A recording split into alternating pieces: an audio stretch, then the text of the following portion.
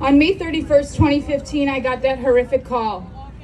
My 18-year-old daughter was not breathing and all life-saving measures had been exhausted. The medical examiner classifying Sydney's death as an accidental overdose. She had ingested a lethal dose of MDMA. The Chicago Police Department closing her case immediately, classifying it as non-criminal. As a veteran Chicago police officer and Sydney's mother, I refuse to accept that a person can unlawfully deliver a controlled substance to my child and she die and they walk away with zero accountability. The Chicago Police Department continued to share that Sydney made a choice, but I continued to respond that Sydney never made a choice to die. They further shared that the Chicago Police Department did not have a policy to investigate these cases criminally. I shared with them the 1989 Illinois drug-induced homicide statute, which states the unlawful delivery of a controlled substance resulting in a death. I pleaded that a new policy was implemented and that Sydney's case be the first case investigated criminally. Still, detectives continued to dismiss my pleas for justice. I was crushed. My daughter is dead in the city in which I have dedicated my life to, and my family in blue will not even question the persons that I knew were responsible for her poisoning. The Chicago Police Department stating that the dealers would never admit to selling Sydney a lethal dose of MDMA. I thought to myself, how in God's name could any family get any justice if I could not? At the time, I was a 22-year veteran of the Chicago Police Department, assigned to organized crime, versed in the law, and have substantial evidence leading to the source of the unlawful delivery, but still her case remained closed. I was forbidden by the Chicago Police Department to speak with the media, citing that it would only compromise her case. I responded, what case? In that moment, I knew that I had to initiate positive change. I started the non-for-profit Drug-Induced Homicide Foundation, educated myself as to the criminal statute, networked with bereaved families nationwide, shared my loss publicly, met with police departments and prosecutors successfully prosecuting these cases criminally, rallied with families outside police stations, the medical examiner's office, courthouses, media stations, city hall, and busy intersections to demand a shift in policy from thinking by law enforcement officers and prosecutors away from past protocols, focusing on accidental to now classifying these cases as criminal and treating every suspected drug toxicity death as a homicide.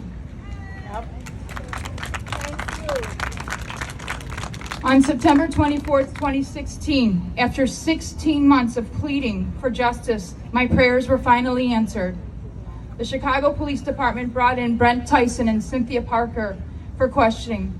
Both admitted to selling my daughter, Sydney, who they referred to as an inexperienced user, a lethal dose of MDMA.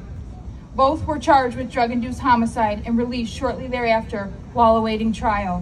While out on bond, both Tyson and Parker were arrested again after selling 1 gram of MDMA and 110 hits of LSD to an undercover officer. They do not stop. We must stop them.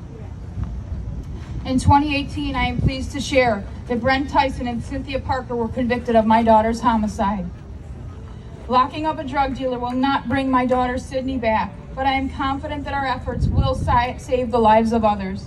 I am confident that pursuing the persons within the chain of delivery sends a clear and unmistakable message to drug dealers that anyone profiting from the misery and the suffering of an unlawful sale of a controlled substance that results in a death will be held criminally responsible.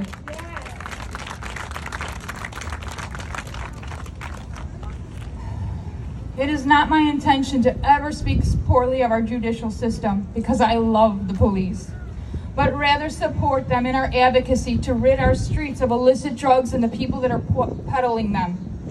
In my 7 years of speaking with family, law enforcement, prosecutors, I feel strongly that the cellular phones are often the key to identifying the source of the unlawful delivery.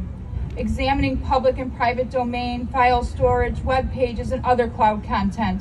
Whether it was digitally extracting evidence from a phone, a tablet, a laptop, running DNA or prints, checking banking apps, ATM visits, GPS coordinates, tollway records, recovering narcotics, paraphernalia on the scene, retrieving video surveillance, buy bus, and confidential informants. I promise you that the evidence is there, but you must investigate these cases criminally. Today, I am incredibly proud to share that the Chicago Police Department has since implemented the Drug-Induced Homicide Special Order, outlining the procedures of investigative responsibilities related to suspected drug toxicity deaths. In 2021 and 2022, I have been invited to the Chicago Police Academy to address detectives on this policy. No, we are nowhere near where we need to be, but we are finally moving forward and being heard. Please follow us on Facebook, TikTok, YouTube. We have a public national page and a private page, both drug-induced homicide. We have individual state groups as well. We would love to be of support to you. You are not alone. Thank you to my drug-induced homicide tribe that supports me and us in our advocacy for justice. And in closing, I'd like to share my favorite quote. I always wondered why somebody didn't do something about that. Then I realized that I am somebody. Be the change.